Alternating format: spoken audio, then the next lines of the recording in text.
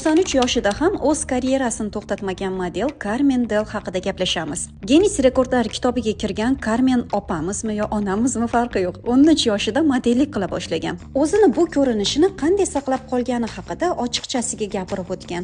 Birinchisi teri parvarishi. Eng asosiysi chuqur namlantirish va quyoshdan himoyaga juda ham qattiq e'tibor beradi. Ikkinchisi jismoniy harakat. Har kuni 30 daqiqa piyoda yuradi va suzishni kanda qilmaydi. Imkon qadar osankani, ya'ni tik qomatini saqlaydi. Zararli odatlardan uzoq. Uchinchisi chuqur nafas olish mashqini har kuni bajaradi. Bu esa asab tizimini normada saqlashga va uyquni yaxshilashga yordam beradi. O'z vaqtida tartibli uxlaydi. To'rtinchisi tartibli dieta. U kamroq ovqatlanib, och yurishni xush ko'radi va kerakli suvni ichishni kanda qilmaydi. Ovqatlari mikroelementlarga boy bo'lishi, agar bunday imkoniyat bo'lmasa, vitaminlar va batlarga e'tiborini qaratadi. Asosiysi esa doimiy tartib bilan kollagen iste'mol qiladi. Beshinchisi esa hayotga bo'lgan sevgisi. U shunchalik hayotdan zavqlanib yashaydiki, hech qachon o'zini tashqi ko'rinishi va yoshdan uyalmaydi. Hattoki 100 yoshgacha model bo'lib ishlashini va undan keyin esa pensiyaga chiqishini niyat qilgan. Siz o'zingizni 93 yoshingizda qanday tasavvur qilasiz? Kommentariyada fikringiz biz uchun juda ham qiziq.